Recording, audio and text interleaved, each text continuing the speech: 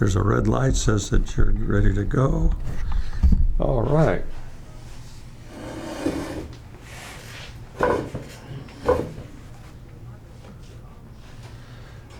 Hello, I'm Mike Cook on September 29th, 2025. I'm with the Nebraska Vietnam Veterans Memorial Foundation Share Your Story Project. Bellevue University is a sponsor of the NVVMF Memorial Park Project, and I'm at the Lincoln County Historical Museum with Army veteran Gerald McCreary. We're going to use Gary during the interview, who has agreed to share his story for the Library of Congress Veteran History Project and the Nebraska Vietnam Memorial Park Project. Gary, let's begin with your full name and other information. Gerald Marvin McCreary. Okay. And where were you born, Gary? Chico, California. Chico, California. Okay. Tell me a little bit about your parents and what their occupations were. My mother was, she worked at Montgomery Ward's a lot. Mm-hmm. She worked in the orange fields to buy my first bicycle. Oh. Whatever jobs came around, my father wasn't in the picture until I was 28 years old when I met him. And he was singing pretty off-key in church back in Idaho. Mm-hmm. He seems to be an okay, straightforward guy, and Mom is pretty straightforward, pretty simple life. Chico Junior High School and all the elementary high schools there that I went to. We moved a few times. All right. Do you have any brothers and sisters? I have a brother, Brent, and I have a sister, Cheryl. Did either one of them serve in the service? No. No? Okay. My brother did. He went into the Navy, but then he got out for a problem he had with his shoulder. Okay. And you say you went to school in the Chico area, high school? Chico Senior High. Okay, and college, any college? I went to, when I got back from Nam, I went to Butte for a little while, junior college. Uh-huh. I went 1 year there, and then I moved down to Modesto, and I went to Modesto JC down there for another year. Never graduated though. Okay. What did your mom and your brother and sisters feel about you joining the service? They didn't care one way or the other. They were a little scared for me. Uh-huh. I was just not wanting to be normal. I wanted to be, I guess, G.I. Joe, so I quit school in my junior year. Mom had to sign for me to get me in the Army. Okay. So you weren't married when you joined the service? No. Did you get married while you were in the service? No. Okay. What jobs did you hold before going into the service? Did you have any jobs? No, not really. Smudge pots, lighting smudge pots in Northern California a couple times. It's a diesel burning outfit that warms almond trees. Mm-hmm. Yeah. Light those off in the winter? Yeah, in the winter, when it gets down below 29 degrees, they want to keep the trees from freezing. Okay. So you enlisted in the Army, and let's see, was there anything important that you left behind when you left home to go into the service? My innocence. Okay, that's okay. How did you get your initial point of entry into the service? I went to the counselor in school, high school, and I said, I'm thinking of quitting school and joining the Army. And she said that would be a big mistake. I said, why is that? She says, you're going to hate it. I said, well, something I want to do. Okay. I was already cutting school too many times and not getting good grades. So that was actually, I feel, a good move for me. It straightened me out better than what life would have had I not gone in. Okay. And where did you enter the service? Oakland. Went down on a bus to Oakland, California. Okay. And where did you go from there for basic training? From there, they shipped me all the way across the United States to Fort Gordon, Georgia. Mm-hmm. And it was odd that I found people back there in Georgia that were talking about guys that were sent to California for training. So I thought, what's the sense of moving people Exactly. across country? Okay. And after the basic training, what other types of training or schooling did you have? Well, after a quick leave home, I went to Fort Sill, Oklahoma. AAIT was 105 howitzer. We did a little shooting with the 8-inch 155, and I think we shot mortars a little too. But basically, from that point, it was 105. Okay. That's where I went to Fort Carson. What are your most vivid memories of your time training? What was the best part? What was the worst part? Worst part was they stole my razor in basic training. Mom bought me a brand new razor when I took off. I didn't even shave yet. So it got stolen. When I hit Georgia, they took us off the bus, cut our hair off, and made us pick up everybody else's cigarette butts, which I thought was pretty rude, but that wasn't the half of it. Okay. Anything else? It's pretty exciting shooting big guns. Okay. All right. Any instructors stand out in your mind? And why? Good or bad? Not in training so much. They did get in your face and scream a lot, but nothing I couldn't handle at the time. Okay. How about first assignment after basic training and schooling? Where did you go from there? They put me in Fort Carson, Colorado. And there's where I went through my jungle training in the 2 feet of snow. Mm-hmm. So learned to fire an M16. I fired M14 in basic, and then they switched me to an M16 and taught us how to shoot bursts to follow a pattern. And I fired expert with the M14, but I don't know how I fired with the 16. They never told us. I don't know. I don't either. They never told me. Okay. How about any specialized training?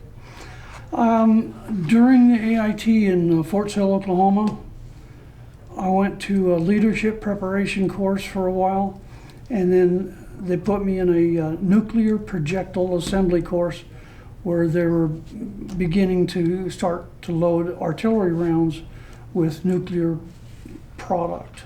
And so we were just trading on how to take them apart, put them together. Okay.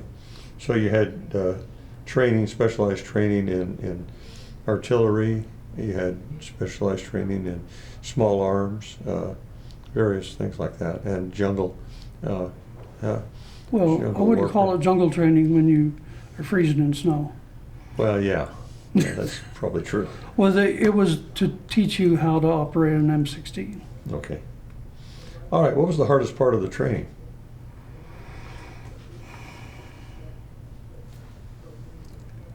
I don't think that it was all that hard. I was a fairly thin person. I didn't have an issue with that except strength. And I gained what I needed in strength. I went from like 140 pounds up to 160 pounds. Okay, let's talk about promotions. You and I in our pre-interview talked a little bit about how you went up in rank and back down in rank. And I went up standard like everybody does. After basic, you get E2, and after some training, like in Fort Carson, they'll give you a PFC stripe. And then you're just floating along until you get another raise in rank. Well, over in Vietnam, I had attained a rank. They were going to give me corporal stripes. I enlisted for another 6 months in Vietnam and took leave. Well, when I got home, I stayed 2 weeks too long on leave, and which is AWOL. So when I got back, the captain said, "Mac," he says, "how come every time you leave my hill, you got to fuck up?" And I said, "Well, I don't know." And they cut my PFC stripe off, and I was D2 again. D2. That's how I got out. That's how you got out of the service, huh? Okay. let's see here. What was the hardest part of the military lifestyle for you to adapt to? Why everybody was so, I don't want to say commanding, I'm going to say in your face. But after I grew up, after the service, I realized there's a way to control people, and it's not with a banana, it's with a whip. Okay. All right. And what was the easiest part of the military life for you to adapt to? Just doing what you're told. Okay. All right. Okay. Well, let's talk about wartime service. Where did you serve, and where did you like the most? I went into Cameron Bay, and I met a kid there that had terrible scars all over his face. And he had been in a car wreck when he was home on leave before coming overseas. And we called him Frankenstein. His name was Clark Dennis, which was odd because I saw his name on his fatigues. And I said, "How'd you get your first name on your fatigues?" He said, "That's my last name." So what's your first name? He said, "Clark." I went, "What?" They're reversed. Anyway, that kid turned out to be kind. He gave me my first wife. Introduced me to her when I went home on leave, and I married his old girlfriend when I got out of the service. Okay. The I wouldn't say things were hard in Vietnam. I think they were scary. There was points where you hear firing, ammo going off, bombs going off close, and you don't know where they're going, where they're coming from. Okay. But thank God I never had to lay down on my belly and shoot a rifle at a man over and over. I'm thankful for that. Okay. All right. So your role in Vietnam was serving in a artillery battalion? Yeah, artillery, we were 105s, which was an old World War II weapon, and it's towable behind a deuce and a half. Right. And we'd tow to different locations and set up a perimeter, put bunkers out, build bunkers for your ammo, build a pad for your gun, put the gun on it, and that's where you set up your azimuth stakes. And that was your gun. There's 6 guns in a battery. And they arrange them so number 3 is hopefully near the center of where the group is. And when they fire for effect, they'll run smoke through the center piece, gun 3. So where the smoke lands is generally where the remainder of all the other 5 rounds are going to land. And then there's forward observers that give you coordinates over the radio or from from airplane or from scouting, and they'll get into the RTO, radio telephone operator, at our gun. They'll figure out what to shoot, how to shoot, what size bags of powder to leave into the canisters so that the round travels correct distance vertically and horizontally to get to the location on the map. And it's just a matter of pulling the right amount of powder bags out of the shell and dropping it in and shoving it in the gun and pulling the string. Okay. So basically this was a combat operation. Oh yeah, we fired H&Is almost every night, which are harassment and interdiction. There are pre-planned points where trails cross out in the woods, and the infantry would find locations, plot them, and ask artillery pieces wherever they were stationed to drop rounds in at odd times and hours, so that when possibly somebody was moving equipment or enemy moving somewhere, they would catch them unknowingly. Okay. All right. Well, let's. So a typical day for you in Vietnam was there. I guess it would actually be 2 different types. There would be travel to and setting up a location, and then there'd be setting or working the gun. So you'd have two different types of activities going on. Well, let's say we got choppered in, Mm-hmm. and the helicopters would come in. We'd have to set up a bunk of 30 rounds, various rounds for the gun, with tarps that flop over the top of it and hook it to a donut for a chopper to pick up. That's on a lanyard about 30, 40 feet longer than the gun. Then the gun has straps that go to certain locations on it, and it hooks up to another, basically a big donut. The chopper comes in, you hook your gun, he takes off. Well, first of all, he lands, and the guys run in the back. The people on that gun run in the back. They go over, somebody hooks up the gun, they pick the gun up, and the lanyard below it has the first pallet of ammunition for the drop, wherever they drop. Mm-hmm. And that goes to where the location is that the artillery battery is going to go. They set the pallet of ammo down, go farther, set the gun down, go farther, and release it, and land the back tires. Usually we're on a hilltop, so they just put the back tires of the chopper on the ground, and we lower the deck, and we run out the back. Okay. Grab the gun, grab things, undo it. Somebody's there to point out where you set the gun up, where your gun 3 or 5 or 6 is going to be. Mm-hmm. And you start making your bunker there. Now, what size helicopter was it? A Chinook? Chinook, Or a yeah. Chinook? Okay. All right.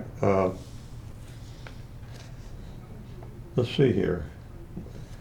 I'm assuming there were some hard times, some things that didn't go well. And Well, hard times, work. It's just a lot of work. I mean, you're 20 years old, 19 Mm-hmm. years old. It's a kid's work. It's no big deal. It makes a better man out of them. okay. I believe that the service directly is the result of American strength. Okay. The boys and girls that you have in the service now are there because they want to be, not because they're picked up and drafted and stuck somewhere or they don't want to be. Okay. I have complete confidence in our military. Did the time in Vietnam change you? Oh yeah, In what way? it made me, I think, angry at what the world does to itself. Mm-hmm. That's interesting. Yeah. Well, there have been wars forever, from the Bible on. There have been wars. But the point of a war is for one person to take over another. And it's just senseless when people could just extend a hand and shake. But that'd be nice. It's just not going to happen. Okay. It's said that the friendships developed in hard times are lasting. Can you tell me about some that you made? One guy, Jack Whitby, from East Coast. Mm-hmm. Him and I used to pal around together, and we'd run into the Ville to chase girls and Mm-hmm. other things. Okay. And after the service, though, I never contacted him. He never contacted me. But it was tight while we were there. A couple other guys from California I met, I liked, got along with. Mm-hmm. Being from California, when you're with a bunch of people from Nebraska and Georgia and South Dakota and everywhere else in the United States, Californians are looked upon as a little different, a little weird. And I understood that later. I didn't understand that at first. Okay. What was the bravest, the funniest, the scariest, or the saddest thing you experienced? Or all of them, if you just. One night, I wanted to sneak out and go into the village and see if I could hook up with a girl I knew in town. And I got out to the railroad tracks, and I laid down between the tracks and crawled. And I got out to the wire. The concertina wire goes over the tracks. And I managed to scoot underneath all that wire. And I got about 20, 30 yards out past the wire. And I stopped. And I looked back at the bunkers I'm looking at that are rifles pointing in my direction. And I thought, this is stupid. So I crawled back. Okay. Scared. I was delivering ammo. Went to the ammo dump with a deuce and a half. And instead of picking up 6, we got 8 pallets. We were short ammo. So the tailgate was down. I had a full truck, 8 pallets of 05 on HE. And I got to the gate where they check your truck number and stuff, see what you got going on. And we heard some AK rounds going off right at the gate. The guard hollered at us, "Get going," so we all grabbed gears and took off. Nobody got shot, but that scared me a little bit. Yeah. Camp Eagle got overran in 68 or 69, 68. And when Camp Eagle got overran, we were on the hill, Panther 2 I think it was, the hill right above it for protection for the camp. And they broke through, they killed some Marines, they blew up some choppers. They had a big fight going on, firefight. And our guns were going all night long. One gun was dedicated to illumination. And they'd give us some coordinates to get the ammo shot in the correct direction, wherever the battle was happening down in the ground. Then we ran out of HE. We shot some Cofram rounds. We shot some Beehive rounds, white phosphorus. And in the morning, after this battle was over, the guns were getting hot, so hot we had to pour water down the tubes to cool them off. Steam was coming out. In the morning, I think it was Westmoreland, came on his private chopper, landed on our hill, and chewed out our captain for firing too many rounds that the gun was designed for, which I thought was a little excess. That's different. All right, well, you're in Vietnam. Obviously, the sounds that you heard were a lot of sounds of action taking place. There were the artillery rounds, there was small arms rounds, different things going off. So to ask you what it sound like. 4th of July. 4th of July, okay, that's a good way to put it. Except when Dong Hao ammo dump blew. Uh-huh. The ammo dump was about 15, 20 miles north of us at one position we were in, and the enemy had thrown in a couple mortars into the ammo dump, and it began to blow and burn. And you could see it for miles. It blew for a couple of days. And we then went, after that happened, we were sent north of there up toward LZ Stud, which is right up by the border of Ashaw Valley, and we put a position together where we were basically not in a valley, but in a meadow area with mountains on both sides of us, which is odd because artillery is supposed to be on top of the hill. They had 175 units in there, and then they put us in there. We had to be gathered because the rain came. So they gathered us from our position in and put us in and among all the 175s. And we were commanded to make sure that when we had a fire mission, when the 05s were to turn and fire in a certain direction, that we had to get out and physically make sure there wasn't a gun up there, a 175. But they, being taller than us, they could fire at will anywhere, anytime. So whenever they were going off, we'd get the impact of the shot down below. The recoil? Not a recoil, it's a blast, muzzle blast. Oh, the muzzle blast, okay. It hurts. Feels like somebody's slapping you. Yeah. What did it smell like? In Gunpowder? Gunpowder 90% of the time? All the time. Well, it's odd when you are handling ammunition for the first time. When you first do it, it's kind of scary because you know this 35-pound projectile will blow up and make a lot of damage.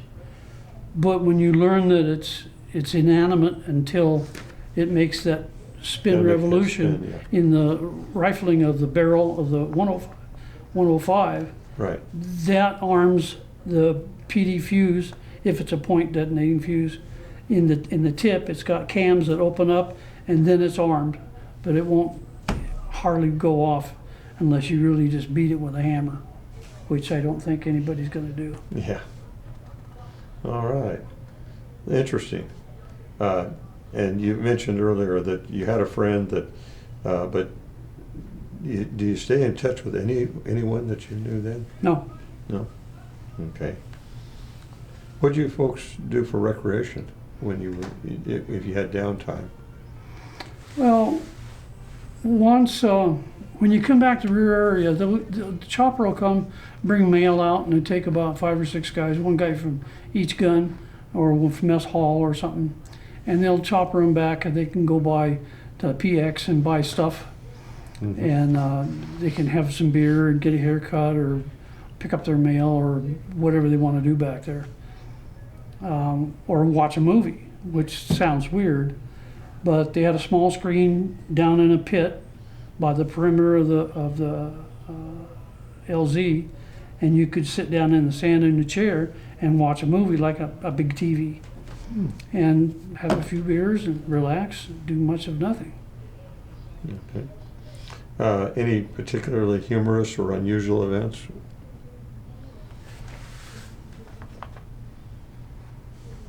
Everything was unusual.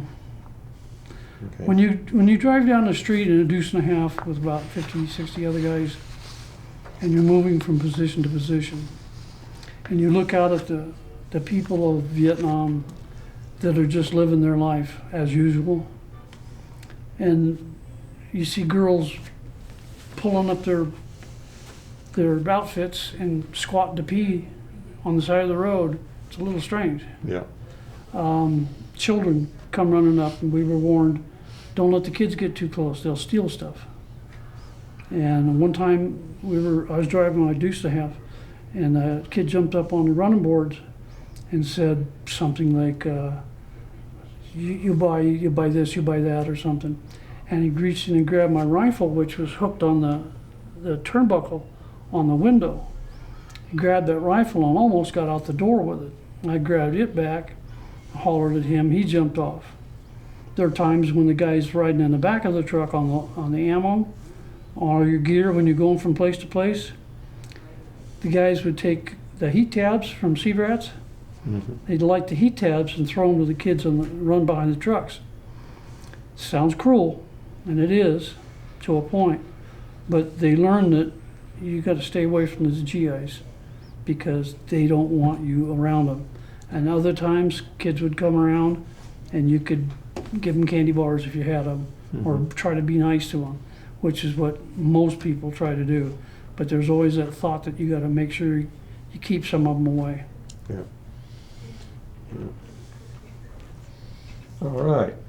Let's talk a little bit about this. I'm interested in this Rapid Reactionary Artillery Patrol. Team. Or not patrol, but team. Okay. That's the T in rat.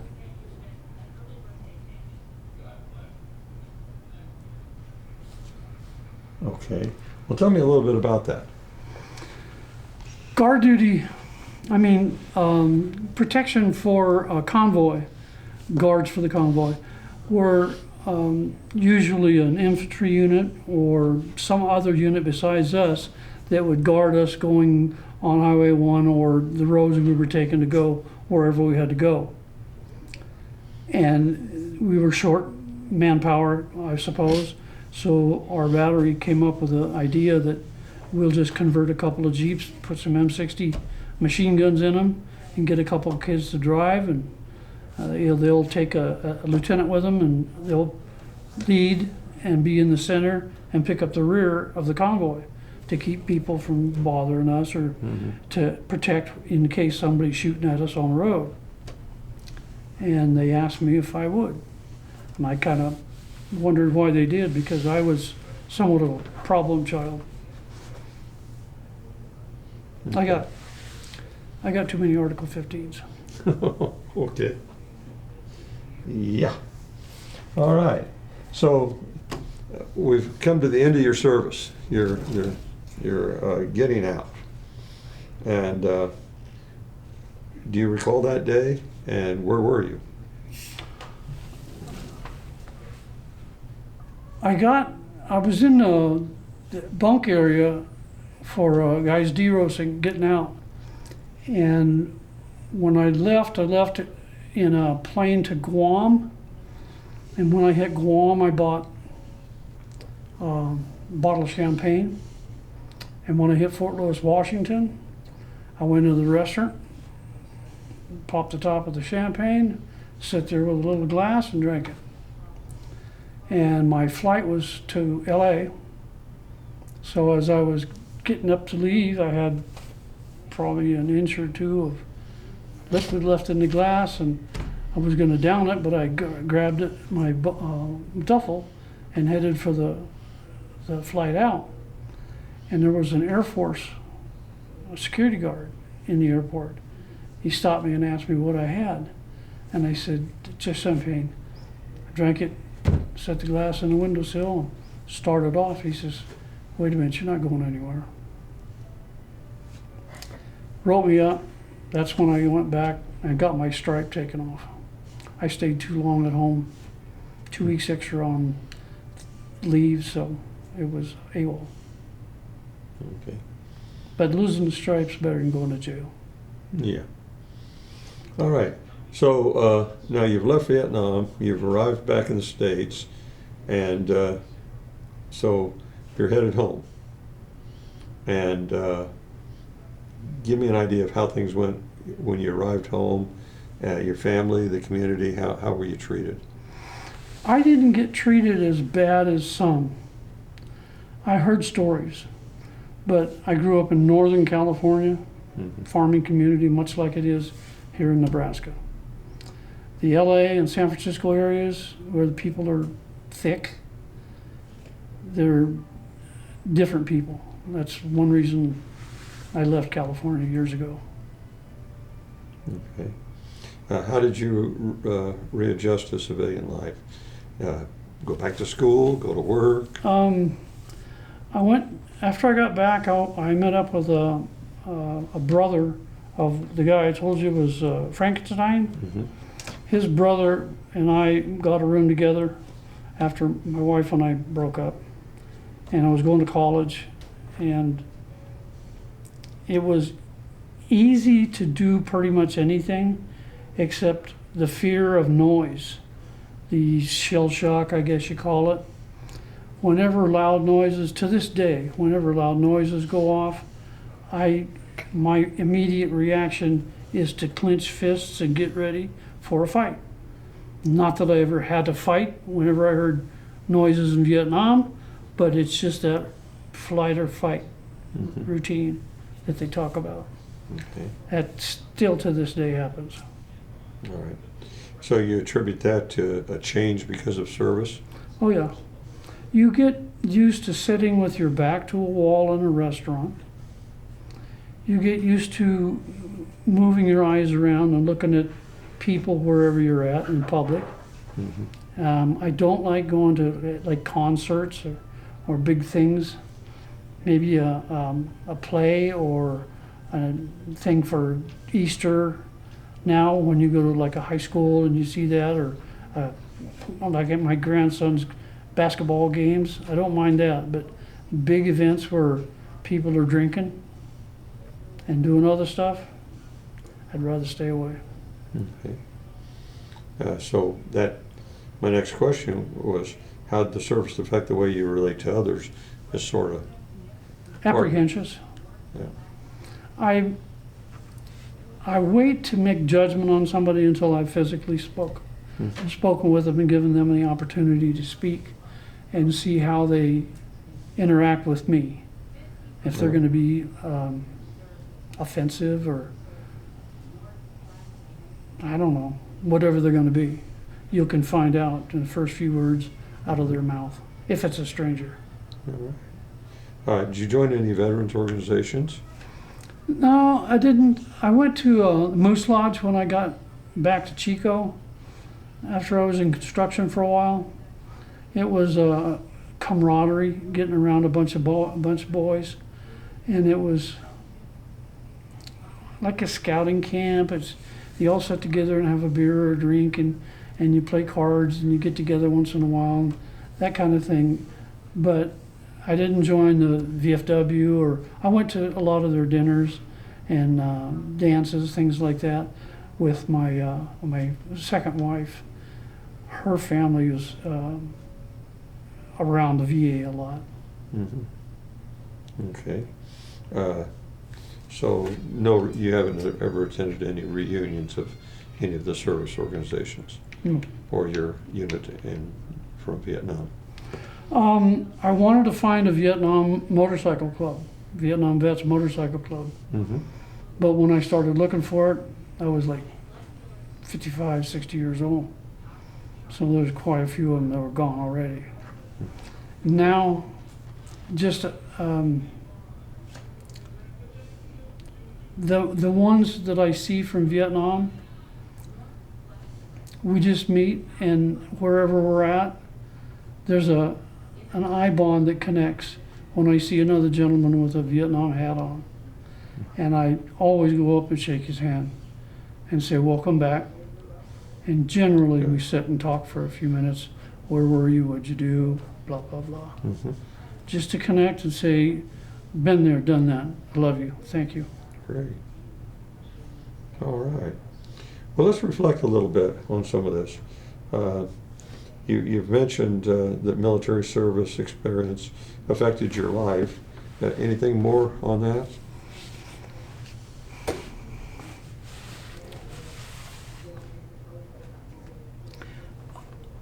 I was pretty easygoing as a child up until 17 when I went in. And then I think the military gave me more of a sense of macho, because being a skinny little kid when I was younger, I always got picked on. When I came home, that stopped. And I gained more confidence in myself. Mm-hmm. I attribute that to not only the service, but the action in Nam, because I had faced something pretty scary and did it with ease. All right, so life lessons that you learned from the military? Don't go to sleep with chocolate on your fingertips. Yeah. SP packs come with cigarettes and some writing paper and candy bars and things like that. In the bunker on, was it,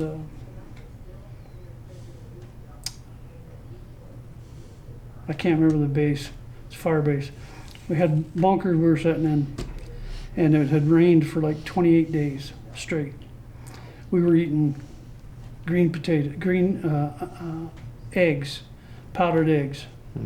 We'd ran out of food. So one break in the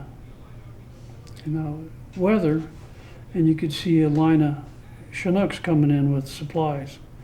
They'd come into the LZ, they'd drop a pallet, we'd drive down with a Jeep and 3/4 ton and spud it open. It had beer, food, and everything that we needed for supplies. And that night, I had a bunch of candy bars before I went to bed, and I had some chocolate on my fingers. And my hand was under my head, sleeping on my bunk in the bunker. And I felt something on my fingertip. It woke me up, and it was a rat trying to lick off the chocolate, starting to probably bite or something. Scared the crap out of me. When you get up and you got a flashlight and you're looking for something in the bunker, it's a pretty small bunker. And you can see this big rat take off. Yeah. That's rude awakening. Well, let me ask you a little change here, but how has your service, how did it impact your feeling about the military in general? It made me proud of the military, because every instance that I've seen our military since I was in, I pay attention. You see how other armies dress their men and women. You see how they fire in combat if you've got live camera working on a battle at some point. And you see our men most all the time are aiming, bang, bang, bang, bang, strategic shots, or radio communications, crisp and clear, movement, stealthy. Other armies don't do that. They're not as well trained. They're not structured the way I think military should be, and it should be that way. When you're taking random children from a society and making them do dangerous things, you've got to be in control of them, and it has to be known that they're under control, or you're not going to have any success with what goes on after they're away from their leaders. Okay, Discipline, I think, is a better word for it. there you go. Any message you'd like to leave for future generations who are going to view your story? Don't be afraid of war. Just do your job and you'll come home. Okay. How much, or if any, of your story have you told to your family? Pretty much all of it, if they've asked. Okay. My family doesn't ask much. When the occasion comes up, I'll talk about something. All right. Well, this is basically where we end. Let me make sure of our time. You're good. We're good, okay. Is there anything else you'd like to add that we haven't covered in this interview? No, I just appreciate what the military's done for me. Good, okay. Is there anything else you'd want to share about your service or veterans experience that you never have before?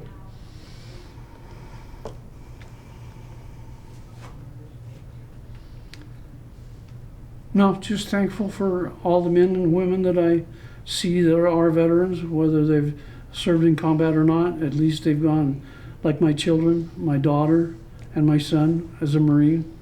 My daughter went to Korea. She was in the Army. Mm-hmm. So my family's done our share. And I think every family in America ought to have somebody that does their share, Mm-hmm. no matter how it's done. But some civic duty to take care of our country. Okay. And anything else you'd like to talk about that we haven't covered?